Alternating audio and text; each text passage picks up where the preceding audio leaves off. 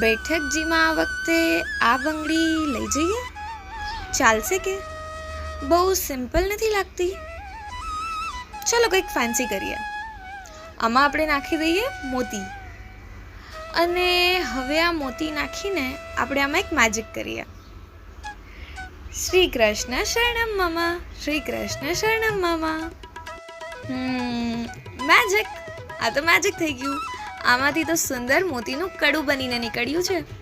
જો તમને પણ નેક્સ્ટ ટાઈમ ઠાકોરજી માટે પોતે આટલું સુંદર કડું સિદ્ધ કરીને લઈ જવું હોય તો ચાલો જાણીએ કે આટલું સુંદર કડું બનાવવા માટે આપણે કયા કયા મટીરિયલ્સ લાગશે. આપણે જે પણ કલરની બેંગલ બનાવવી હોય એ કલરના આપણે પહેલાં જેકો મોતી લઈ લઈશું. તો આજે આપણે શીખશું રેડ કલરના કડા બનાવતા. તો રેડ કલરના મેં અહીંયા જેકો મોતી લીધા છે, એના સાથે કોન્ટ્રાસ્ટિંગ કલર મેં વ્હાઇટ લીધો છે.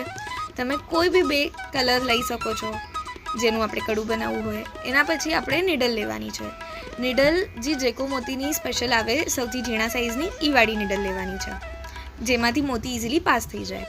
પછી આપણે ધાગો લેવાનો છે. ધાગો એકદમ સ્ટ્રોંગ હોવો જોઈએ. પછી આપણે બે બેંગલ્સ લેવાના છે, કડું સરખું જાડું બને એના માટે.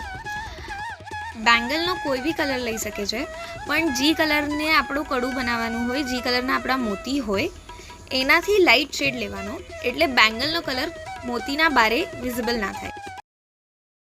તો સૌથી પહેલાં આપણે એક સિંગલ મોતી પોરવવાનો છે ધાગામાં. એકદમ એન્ડ સુધી નહીં લઈ જશું, થોડુંક શું એક આંગળી જેટલું બચે એટલું નોટથી દૂર આપણે મોતીને થંભાવશું. તો આ રીતેનો એક લૂપ હોલ બનશે. એ લૂપ હોલના અંદરથી આપણે સોય નાખશું અને ફરીથી આમ ખેંચીને લેશું. તો આ રીતે આપણું જે સિંગલ મોતી છે એ લોક થઈ જશે. ટાઈટ કરી દેવાનું છે. હવે આ મોતી આપણું લોક થઈ ગયું છે. હવે નેક્સ્ટ સ્ટેપ આપણે લેવાના છે 7 રેડ મોતી. 7 રેડ મોતી લેવાના છે. 7 રેડ મોતી લીધા પછી જે આપણું આ ફર્સ્ટ મોતી હતું ને, જે આપણે લોક કર્યું છે, એને ફરીથી આપણે 8 મોતી તરીકે પોરવશું. આ રીતે આપણું આ એક ધાગાનું પૂરું આમ સર્કલ બની જશે. હવે આપણે આ સોય ખેંચી લઈશું તો આપણો એક ફ્લાવર બની જશે, 8 મોતીનો એક ફ્લાવર. હવે જે આપણું ધાગો છે એના બાજુનું જે ફર્સ્ટ મોતી છે ને, એમાંથી આપણે સોય ફરીથી કાઢી લઈશું, એટલે આપણો જે સર્કલ છે એ પ્રોપર થઈ જાય અને એ સર્કલ લોક થઈ જાય. આ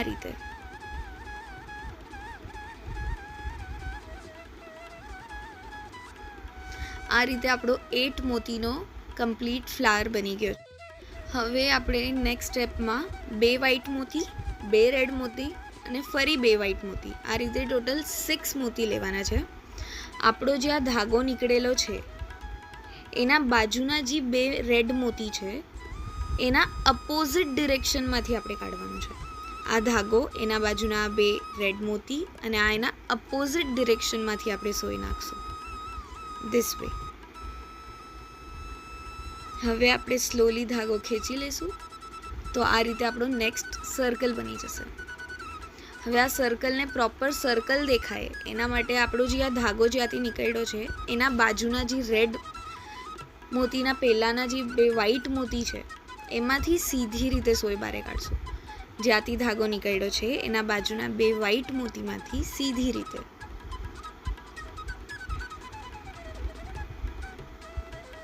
આ રીતે. હવે આપણે ફરીથી 6 રેડ મોતી લઈશું. 6 રેડ મોતી લીધા પછી આમાં જે વચ્ચેના 2 રેડ મોતી છે ને, વ્હાઇટ અને વ્હાઇટના વચ્ચેના 2 રેડ મોતી, એમાં જ્યાંથી ધાગો નીકળ્યો છે એના અપોઝિટ ડિરેક્શનમાંથી, રેડ મોતીમાંથી આ રીતે જે 2 વ્હાઇટ મોતી છે એના વચ્ચેનું જે રેડ 2 મોતી છે અને જ્યાંથી ધાગો નીકળ્યો છે એના અપોઝિટ ડિરેક્શનમાંથી આપણે ફક્ત 2 રેડ મોતી છે ને એમાંથી સોય પાસ કરવાની છે.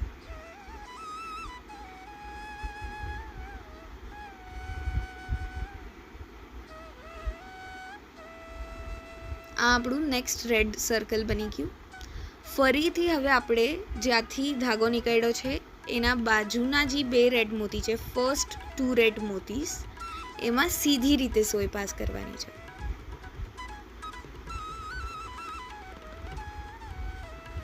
જ્યાંથી ધાગો છે એના બાજુના જે ફર્સ્ટ 2 રેડ મોતી છે એમાં સીધી રીતે.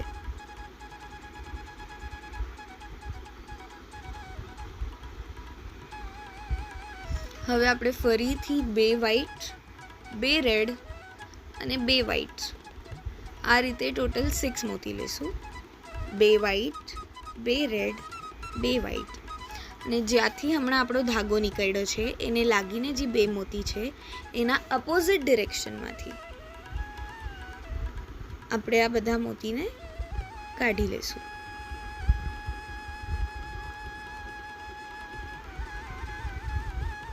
હવે આપણે ફરીથી જે આ ધાગાના બાજુના 2 વ્હાઈટ મોતી છે એમાંથી સોય પાસ કરશું સીધી રીતે.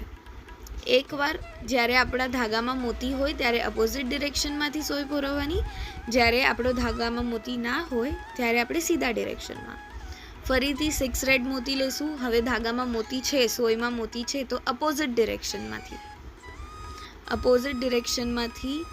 2 રેડ મોતીમાંથી આપણે સોય પાસ કરશું. તો આ રીતે આપણો ફરીથી નેક્સ્ટ રેડ ફ્લાવર બની જશે.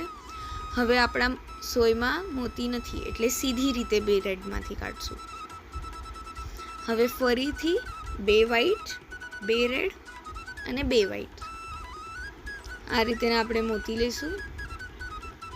અને ફરીથી હવે મોતી છે તો અપોઝિટ ડિરેક્શનમાંથી 2 મોતીમાંથી આપણે સોય પાસ કરી લઈશું.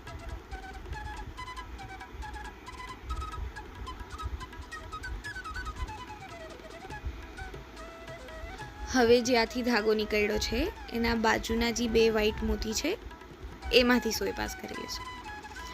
આ સેમ વેમાં આપણે આપણી પૂરી ચેન કમ્પ્લીટ કરવાની છે. એક સિક્વન્સ પૂરી રેડની હશે તો સેકન્ડ સિક્વન્સ વ્હાઈટ રેડ વ્હાઈટની હશે. હરેક ફ્લાવરમાં આપણે 6 બીડ્સ એડ કરતું જવાનું છે. એકવાર સીધી સોય પાસ કરશું, એકવાર અપોઝિટ સોય પાસ કરશું.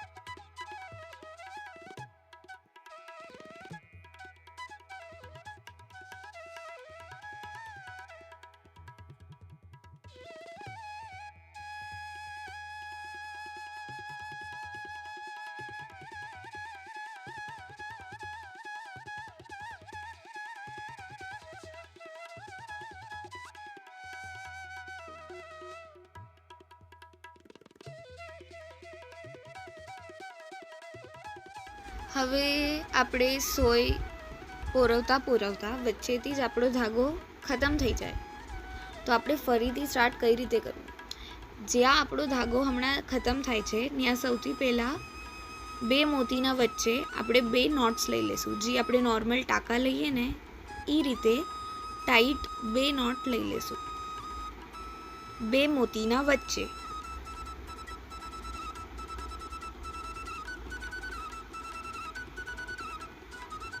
પછી આપણે આ જે નોટ બંધાઈ ગયા પછીનો એક્સ્ટ્રા ધાગો છે એને કટ કરી લઈશું.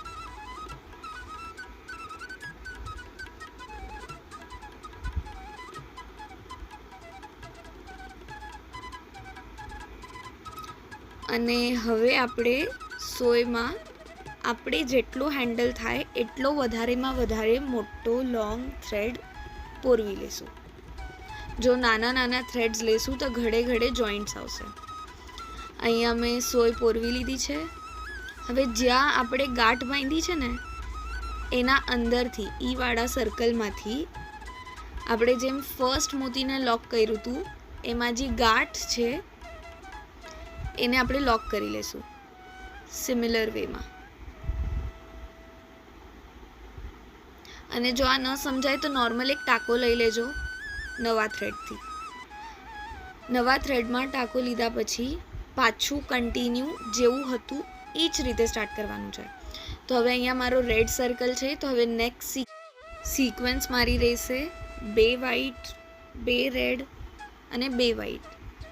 તો હું ટોટલ 6 મોતીસ 2 વ્હાઈટ 2 રેડ અને ફરીથી 2 વ્હાઈટ મોતીમાં પોરવી લઈશ.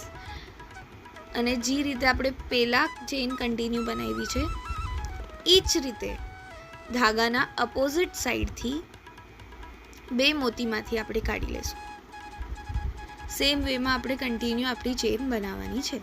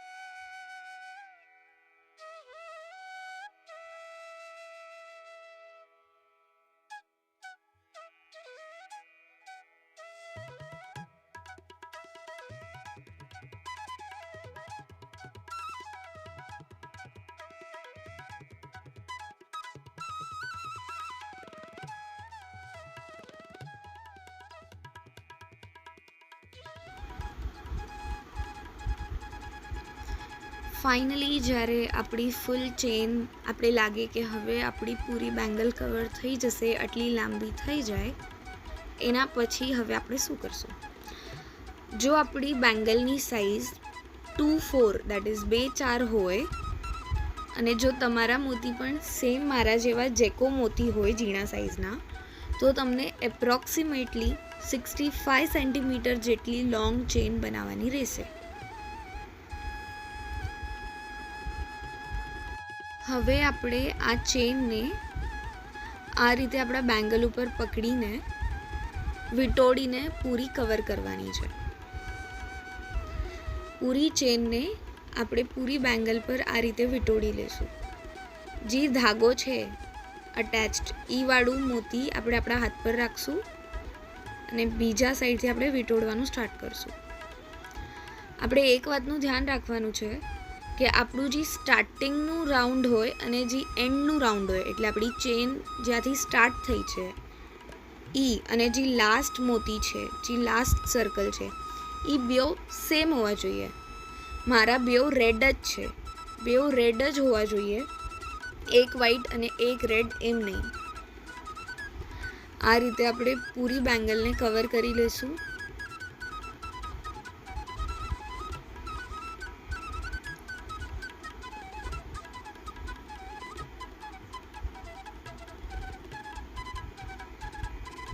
સરખી રીતે આપણે ફરાવીને ટાઈટ કરતું રહેવાનું છે, લૂઝ નહીં રાખતા. સરખી રીતે એકદમ પ્રોપર ટાઈટ આપણે વીંટોળશું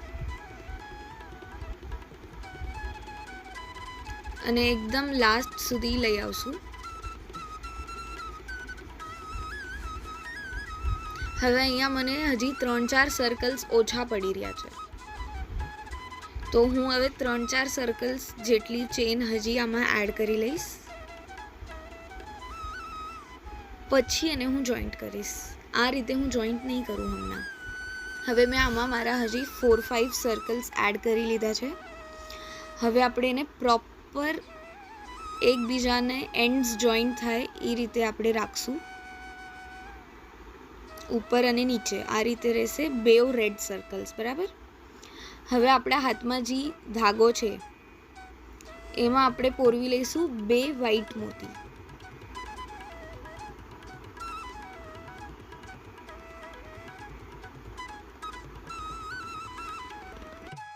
હવે આપણે લઈશું 2 વ્હાઈટ મોતી અને એ 2 વ્હાઈટ મોતી આપણે નીચેના સર્કલના ધાગામાં લીધેલા છે.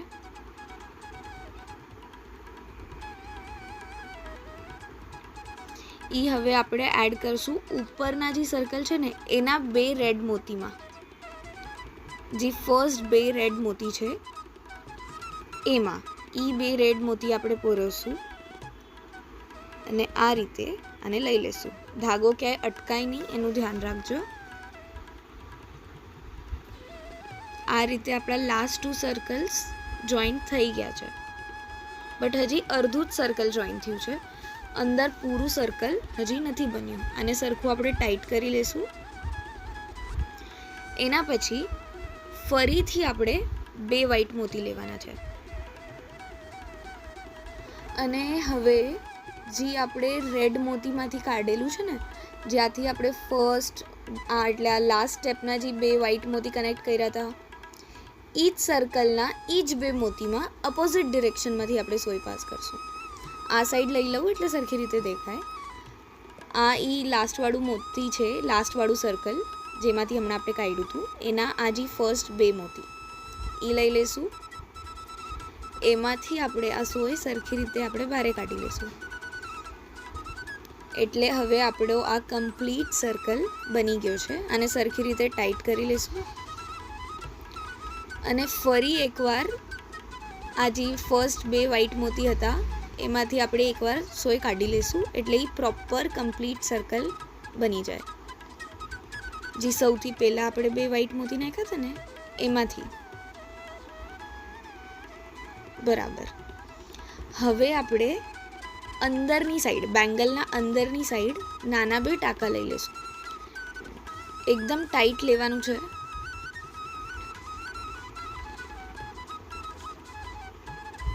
અને આપણે હવે એક્સ્ટ્રા ધાગો કટ કરી લેશું.